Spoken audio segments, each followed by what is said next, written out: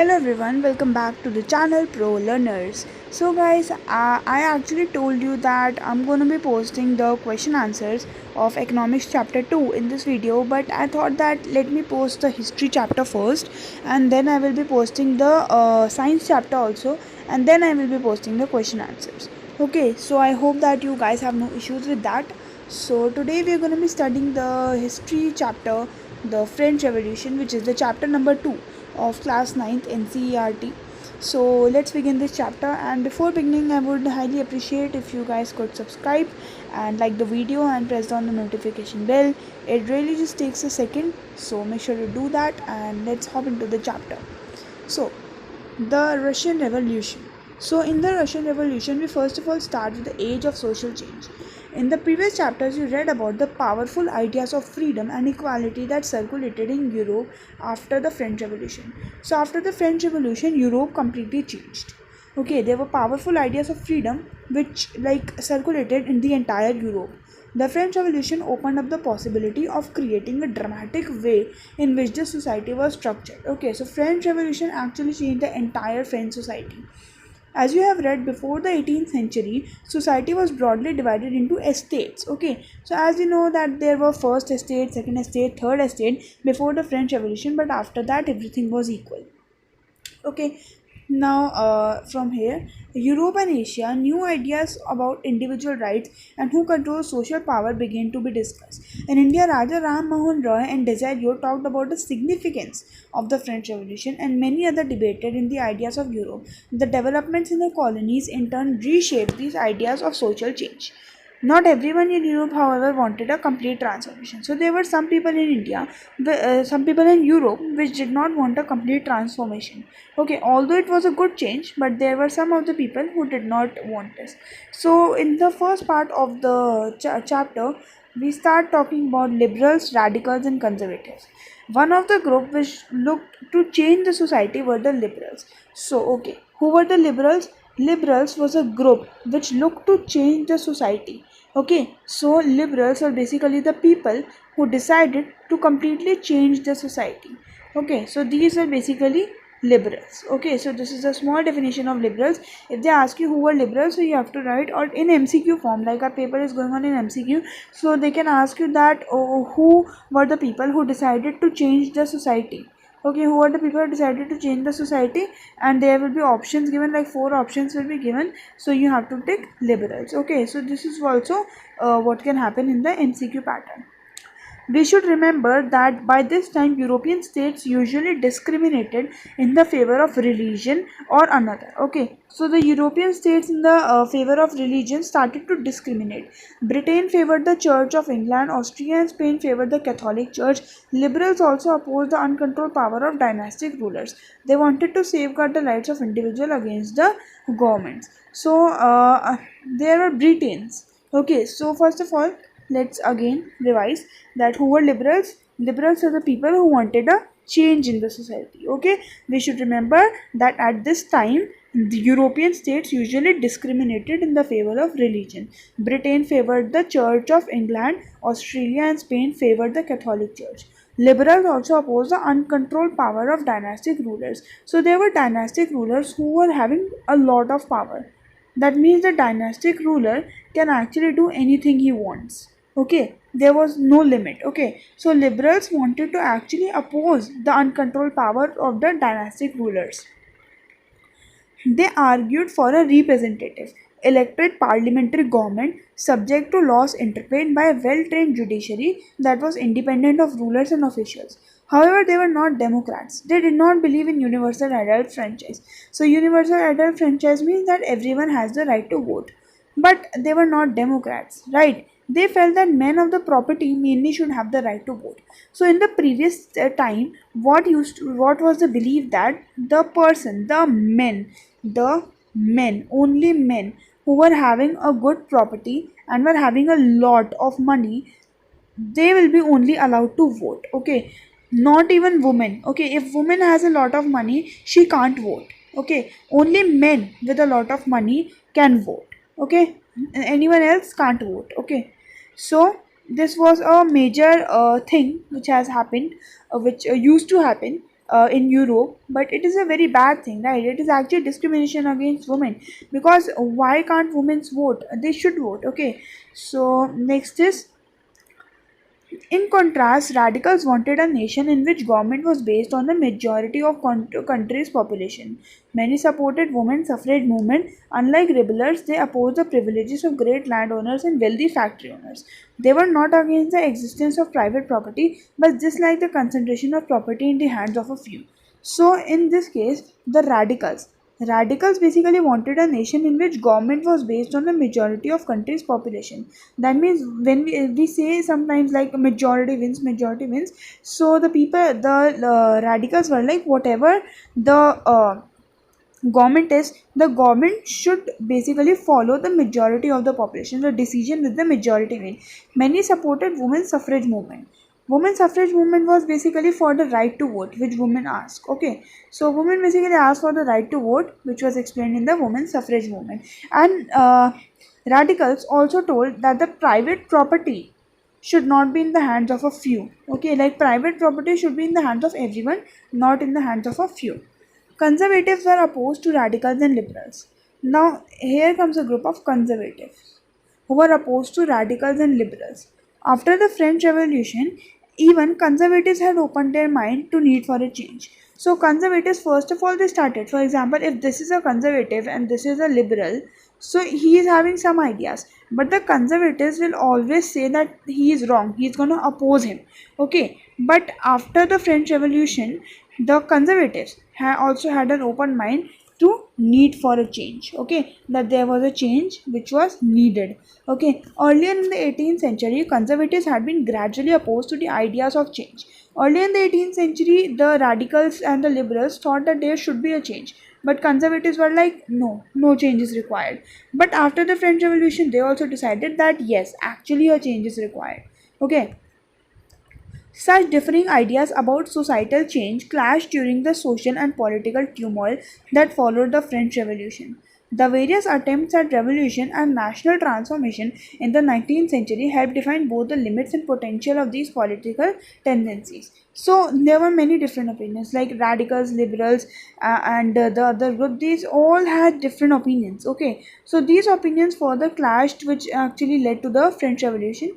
So now this was the introduction to liberals, radicals, and now we come to the industrial society and social change. These political trends were a sign of a new time. After the French Revolution, many changes were there. So these political trends which were going on were a sign of a new time. It was a time of profound social and economic changes. It was a time when new cities came up and new industrial regions developed. Railways expanded and the industrial revolution occurred. So what happened after the French Revolution? After the French Revolution, there were signs of political change. It was the time of profound social and economic changes. It was a time when new cities came up and new industrialized regions developed, railways expanded, and the industrialized revolution occurred. So, if they're gonna ask you this question, so basically, this is what you're gonna write: industry, society, and the social change. So, this is all what changed socially. Yeah, so this is all what basically changed socially. Now let's come to the next. Industrialization brought men, women, and children to factories. So now there was a new term which was industrialization, which brought men, women, and children to factories. That means men, women, and children had to work in the factories. Work hours were often long and the wages were poor. So for example, this is a person, he is working for quite a long time, almost the entire day, but the wage which he is getting was quite low. Okay, so this is actually not done. The amount of work which you are doing, your wage should be also that only. Industrialization brought men, women, and children to factories. Unemployment was common. So in the economics chapter, also we have read about unemployment. So unemployment was common and particular during the time of low demand of industrial goods. Housing, sanitation were the problems since towns were growing rapidly. Okay, so that means it is a worker. He's working with his, like, he's putting his whole enthusiasm and he's working the entire day. He's getting very low wage, plus the housing conditions of this worker were very poor. Okay, so like the workers were living in a very poor condition, even though they were doing all the work. Okay, still they were living in a very poor condition because they did not have enough money. So as you can see, that these were some of the conditions mentioned in this picture. The London poor midnight century is seen by the contemporary. So like many poor people were here. So almost all the industries were the property of individuals. There was an individual person who owned this large industry. Okay, so here what is it mentioned, that almost all the industries were the property of individuals. These persons owned the industry. That means an individual is whom what owned the industry. Okay, they felt that such effort should be encouraged. Having made their wealth through trade industrial ventures, they felt that such effort should be encouraged, that its benefit would be achieved if workforce in the economy was healthy and the citizens were educated. Now, the individuals who were having the property, they kept the people to work, okay, for work. So they thought that if the economy was healthy, then the work population will be also good. That means the amount of work they will be getting, the amount of production which they will be getting will be also good if the economy was healthy. Some nationalist rebels and radicals wanted revolutions to put an end kind of the government established in Europe in 1815. In France, Italy, Germany and Russia, they became revolutionaries and worked to overthrow existing monarchs. Okay, so some nationalists, liberals and radicals wanted revolutions to put an end to the kind of a government established in Europe in 1815. That means the government which had no limits. They can do whatever they want. In France, Italy, Germany, and Russia, they became revolutionaries and worked to overthrow existing monarchs. Nationalists talk about the revolution would create nations where all the citizens would have equal rights. So there were nationalists who decided that after this government in Europe in 1815 was removed, then there will be the citizens who will be having the equal rights. After 1815, Giuseppe Mazzini, an Italian nationalist, conspired to achieve this. Italy nationalists elsewhere, including India, read his writings. So there was Giuseppe Mazzini, an Italian nationalist, who conspired to achieve this in Italy. That means everyone should have equal rights. India also read his writings. And guys, one more thing, that this video will be divided into like 2 to 3 parts because this chapter is quite huge. Okay, so you can watch that video. That video will be, I'm going to create a playlist so you can watch that also. So the coming of socialism to Europe. Now finally, after all of the struggle, socialism came to Europe. Perhaps one of the most far reaching visions of how the society should be structured was socialism. By the mid 19th century in Europe, socialism was a well known body. So, by the mid 19th century in Europe, socialism was a well known body of ideas that attracted widespread attention. So, what attracted widespread attention? Widespread attention attracted the socialism in Europe, okay, by the mid 19th century. Socialists were against private property. So socialists were against what? Socialists were against private property and saw it as a root cause of all the problems. Because the person who was having the private property was having more rights, right? So that's why socialists considered that the private property was the root cause of all the social ills.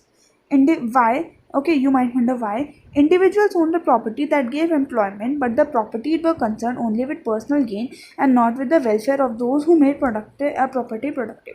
That means if an individual is there, if a person is there, he is owning a private property. He is making many people work in that property. But the production, the profit, he is keeping the most amount of profit, and to them he is giving like just a little bit, like 1%, 2% profit.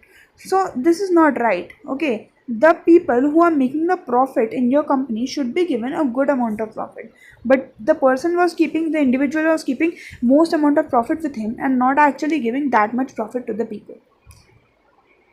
Socialists have different visions of the future. Some believe that the idea of cooperatives, Robert Owen. So, who was a cooperative? Robert Owen was a cooperative. A leading English manufacturer sought to build a cooperative community called as the New Harmony. So, who thought to who believed to build a new cooperative community, New Harmony? He was Robert Owen. Robert Owen believed to build a new cooperative community called as the New Harmony in India, US, and then USA. Other socialists felt that cooperatives could not be built on a wide scale only through individuals' initiative. So Robert Owen was the only person, if this is Robert Owen, he was the only single person who thought that New Harmony, a cooperative community, should be built. So there were many socialists, they thought that the cooperative community could not be built only when one person thinks about it. Like many people should think about it, then the cooperative community will be built, right? Karl Marx. Karl Marx from 1818 to 1883 and French Eagles. So Karl Marx 1883 and French Eagles 1820 added their ideas in this body of argument. Marx argued that industrial society was capitalist. Capitalists owned the capital invested in factories, and the profit of capitalists was produced by workers. The conditions of the workers could not be improved as long as this profit was accumulated by private capitalists. Workers had to overthrow capitalism and the rule of private property. Marx believed that to free themselves from capitalist exploitation, workers had to construct a radically socialist society where all the property was socially controlled. Okay, so there were two people, Karl Marx and Friedrich. What they believed was that the people who are working for this was the individual, he's having the private property. So the people who are working in this property, just a second. The people who are working on this property, the profit of the capitalist was produced by workers. So this individual was also known as capitalist. He was having the property in which he kept many workers. So he is not doing anything. Okay, the workers are doing the work and they are making the profit inside his property. He is getting the profit because of these workers, but these workers are getting what? Nothing. These workers get nothing. He is getting the whole profit, not giving anything to these workers. I'm really sorry for like so messy things which I just did. So yeah. So Karl Marx and Free Eagles thought that workers had to construct a radical socialist society. That means all the workers had to construct a social society where all the property was socially controlled. That means all the workers get equal wages. Okay, not just the radical keeps the wages. Now, support for socialism. By the 1870s, socialist ideas spread through the entire Europe. Okay, these ideas spread through the entire Europe. To coordinate their efforts, socialists formed an international body named the Second International. So, what was the Second International? Second International was a socialist body formed by the socialists. Okay, Second International was a body formed by the socialists. Workers in England and Germany began forming associations. So, as Karl Marx said, that workers in England and Germany began forming associations to fight for better living and working conditions. Better living and working conditions. They set up funds to help members in times of distress and demanded a reduction in working hours.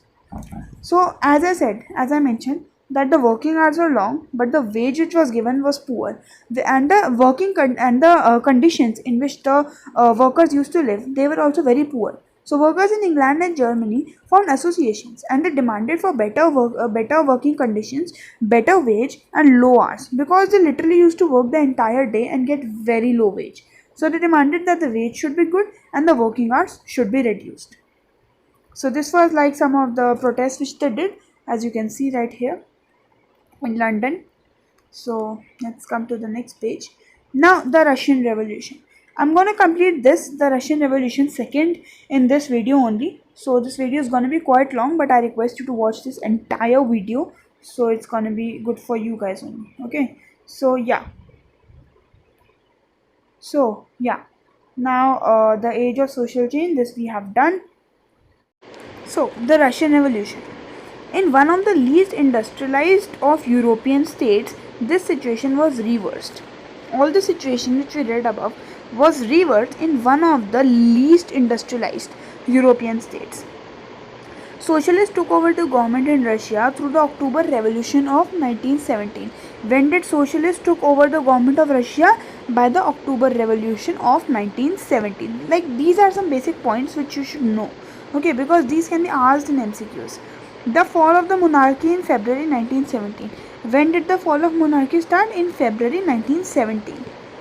Okay? Yeah. So, how did this come about? What were the social and political incidents which we are going to read? So, the Russian Empire in 1940. In 1914, Tsar Nicholas II ruled Russia. Who ruled Russia in 1914? Tsar Nicholas II and its empire. Okay. Besides the territory around Moscow, the Russian Empire included current-day Finland, Latvia, Lithuania, Estonia, parts of Poland, Ukraine. So these were all the cities which Russian Empire included. It stretched to the Pacific and comprised today's Central Asian states as well, like Georgia, Armenia, Azerbaijan. The majority religion was Russian Orthodox Christianity. Now this is a question. Which was the most, like the major religion, the majority religion which was followed in Russia? It is Russian Orthodox Christianity. So make sure to remember this. Russian Orthodox Christianity is the religion which was followed in Russia. Okay, like the majority followed this religion in Russia, Russian Orthodox Christianity. Okay, but the empire also included Catholics, Protestants, Muslims and Buddhists. The empire included these religions as well, and Tsar Nicholas ruled the Russian Empire in 1914. Okay, so these are some basic starting points. So we get down. This is Europe in 1914. How did the Europe look in 1914? This is exactly how it looks. So yeah. Now economy and society. At the beginning of the 20th century, the vast majority of Russia's people were agriculturists. Who were the vast majority of Russia's people? They were agriculturists. About 85% of Russian Empire population earned their living from agriculture. So how many percent of people earn their population from agriculture? About 85%. Okay, earn their population from agriculture. In France and Germany, the proportion was between 40% and 50%. In the empire, cultivators produced for the market as well as for their own needs in Russia, as Russia was a major exporter for grain. So all the cultivators cultivated for France and Germany. Okay, but some cultivated for their own needs as well, as Russia was a major exporter of grain. Who was the major exporter of grain? Russia was a major exporter of grain. These points which I am highlighting are like some basic main points which you should know. Industry was found in pockets. Prominent industrialist areas like St. Petersburg and Moscow, craftsmen undertook much of the production, but large factories existed alongside craft workshops. Many factories were set up in the 1980s when Russia's railway network was extended. So that means many factories were set up in the 1890s when Russia's railway network was extended. When was Russia's railway network extended? 1890s. Remember this point. 1890s was the time when Russia's railway network was extended. That means the amount of railway network was extended. That means the railway used to reach more far and the network of railway extended. Okay.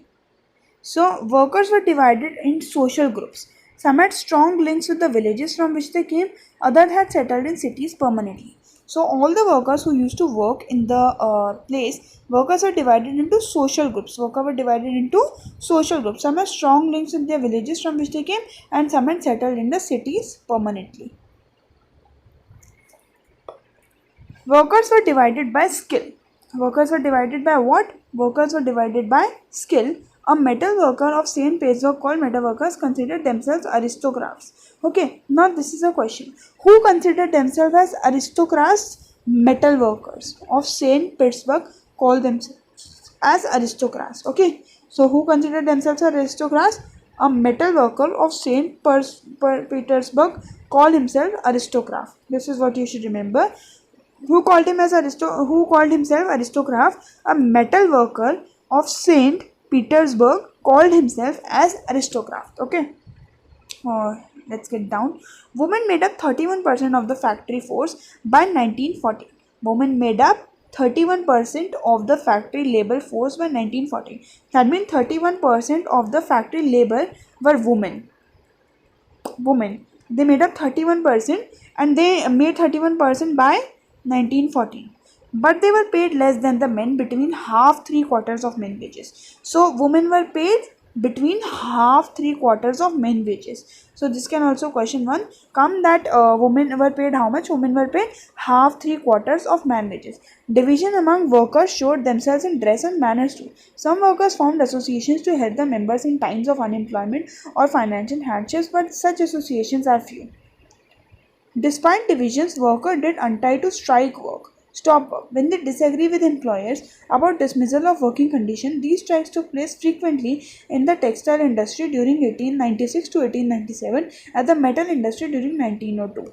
So, some workers, when the workers did untie the strike work, that means workers also decided to stop the work when they disagreed with the employers on dismissal of work condition. Okay, so when the working conditions were not so good, the workers decided to stop the work, that means to start the protest. In the countryside, peasants cultivated most of the land. So, in the countryside, who cultivated most of the land? In the countryside, peasants cultivated most of the land. Okay, so Orthodox Church, Orthodox, as I said, the main religion, but except in a few cases, they had no respect for the nobility. Nobles got their power and position through their services to the Tsar. So, how did nobles got their power and position? Because nobles did the services to Tsar through local poultry. This was unlike France. Okay, so nobles did service to the Tsar through local poultry and they got their position. Okay, this was unlike France, where during the French Revolution in Brittany, peasants respected nobles and fought for them. So basically, here the nobles got their power. In Russia, nobles got their power after giving services to Tsar through local popularity.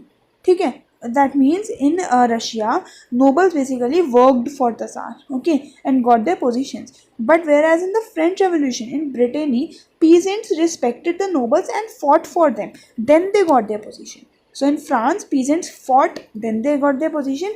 Whereas here, nobles basically helped work for the Tsar and then they got their position. Frequently, they refused to pay the rent and even murdered the landlords in 1902. So, peasants even murdered the landlords if they were bullied. Okay, such incident took place over Russia. Such incidents did took place over Russia, like the murdering of the landlord by the peasants. Russian peasants were different from the European peasants. They pooled their land together periodically and combined divided according to the needs of the individual families. So Russian peasants are different from the European peasants because they pooled their land according to periodically and combine. That means divide their land according to the needs of their family. Now, socialism in Russia. All the political parties were illegal in Russia before 1940. All the political parties were illegal in Russia before 1940. The Russian Social Democratic Workers' Party was founded in 1898 by socialists who respected Marx's ideas. So there was a socialist who respected the Marx ideas. That means all the people should be equal, and the people and the workers should form groups and associations to get better working conditions. He found in 1898 he found a socialist. Okay. However, because of the government policy, it has to operate as an illegal organization. So the organization which was found, it has to operate as an illegal organization due to the policies of the government. Some Russian socialists felt that Russian peasants' custom of dividing land periodically make them natural socialists. So peasants not worked would be main force of the revolution, and Russia could become socialist more quickly than other countries. Socialists arrived in the countryside through the late 19th century. So when did socialists arrive? Socialists arrived in the countryside through the late 19th century. They formed Social Revolutionary Party in 1900. Socialists formed Social Revolutionary Party in 1900. Who formed Social Revolutionary Party? Socialists formed Social Revolutionary Party in 1900. This party struggled for peasant rights and demanded that land belonging to the nobles would be transferred to the peasants. Who demanded that land belonging to the nobles would be transferred to peasants? Socialists. Their party, Socialist Revolutionary Party, in 1900. Now there was a person, Lenin, who felt that peasants were not one anti-group. That peasants was not one group. Okay. Lenin felt that peasants were not one anti-group. Some were poor and others were rich. Some worked as laborers while others were capitalists. So Lenin felt that some peasants were poor whereas some were rich. Some work as capitalists whereas others employed in the works. Okay, so he basically did differentiation with them, and they could not be part of the socialist movement because they were different. The party was divided over the strategy of organization. Vladimir Lenin, who led to the Bolshevik group, thought that in a representative socialist like Tsarist Russia, the party should be disciplined and should control a number of quality of its members. So Lenin thought that the Russian party, the Tsar party, should be disciplined and it should control the quality of its members. Okay, these were the ideas of Lenin, who led to the Bolshevik group. Now, who led to the Bolshevik group? Lenin was the one who led to the Bolshevik group. A turbulent time, the 1905 revolution. Now, Russia was an autocracy. Russia was what? Russia was an autocracy. Unlike other European rulers, even at the beginning of the 20th century, the Tsar was not subjected to the parliament. Rebels in Russia campaigned to the end of the state of affairs. Together with the Social Democrats and Social Revolutionaries, they worked with peasants and workers during the Revolution 1905 to demand a constitution. So finally, the peasants in Russia, the social democrats and socialists and revolutionaries, they worked with the peasants and workers during the revolution of 1905 and they started to demand a constitution. They were supported in the empire by nationalists. Nationalists even support them. And in Muslim dominated areas by Jaddists who wanted to make modernized Islam to lead their societies. So let's go to the next para. The year 1904 was particularly bad one for Russia. Which was the bad year for Russia? Year 1904. Because the prices of essential goods rose very quickly, okay, and declined, the real wages declined by 20%. The members of the Worker Association rose dramatically when four members of the Assembly of Russia Workers, which had been formed in 1905, were dismissed at the Putville Iron Works. They called for industrial action. Over the next few days, over 1,100 workers went to the strike, demanding for the reduction in the working days to 8 hours and an increase in the wages and improvement in the working condition. So basically, in 1904 was the worst year for Russia because the real wages declined by 20%, the prices of the essential goods rose very quickly, and the members of the associations, the workers, around 110, as you can see, 110,000 workers in St. Petersburg went on a strike demanding for reduction in the working hours and increase in wages. Now they demanded for reduction in working hours to 8 hours. So this can also be asked that what was the working hours demanded? So they were 8 hours. When the procession of workers led by Father Gapon reached the Winter Palace. So they reached the Winter Palace by Father Gapon. Who went with them? Father Gapon. They attacked the police and cross gas. 100 workers were killed and about 300 wounded. So when the peasants, there were many peasants, about many of them, like lakhs of them, they went to the Winter Palace with Father Gapon. He was Father Gapon. The people in the Winter Palace was attacked by the police and the Cossacks. Winter Palace, it was attacked by police and Cossacks. Open firing started on these people, the peasants and Father Gapon. Open firing started and about 100 workers were killed and about 300 were wounded. This incident is known as the Bloody Sunday because this happened on Sunday and there was so much blood all around, so it is known as the Bloody Sunday. It started a series of the 1905 revolution. Strikes took place all over the country. Universities closed down.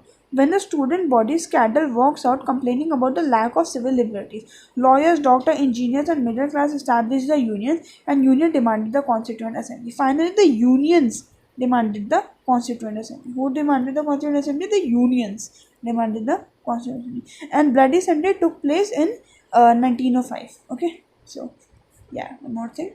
During the 1905 revolution, the Tsar allowed the creation of an elected consultative parliament or the Duma. So Duma is an elected consultative parliament during the 1905 revolution just created by Tsar Nicholas. Okay. After 1905, most of the committees and unions worked unofficially. So after 1905, committees and unions started to work unofficially since they were declared illegal. So what did Tsar did? That all the committees and unions were declared illegal by Tsar, which is not at all good, right?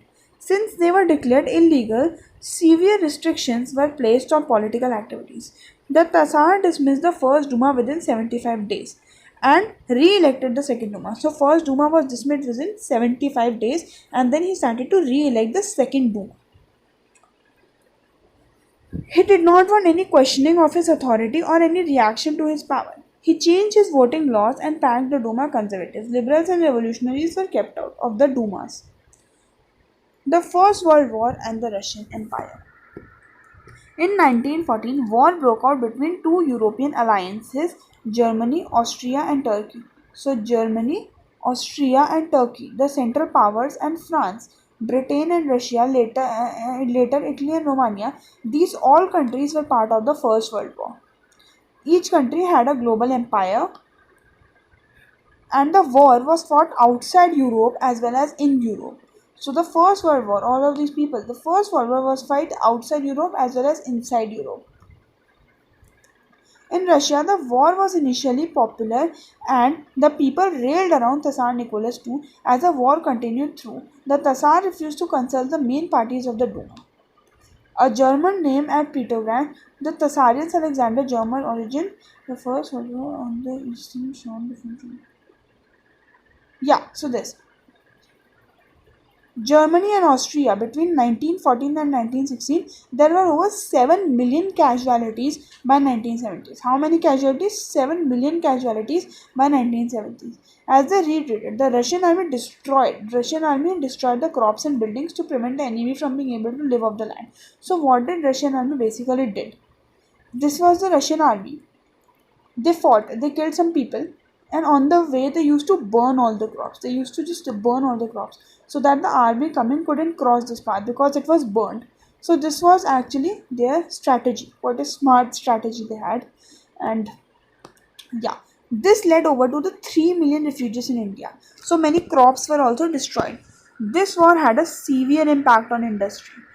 Russia's own industries were a few in number. Russia was having very few industries and the country was cut off from other suppliers of industrial goods by German because of the Baltic Sea. So what Russia used to do was they used to gather some supplies from the Baltic Sea through the ships, but Baltic Sea was under the control of German. So they could not do that also. So they were in a very shortage of industries and the industrial product.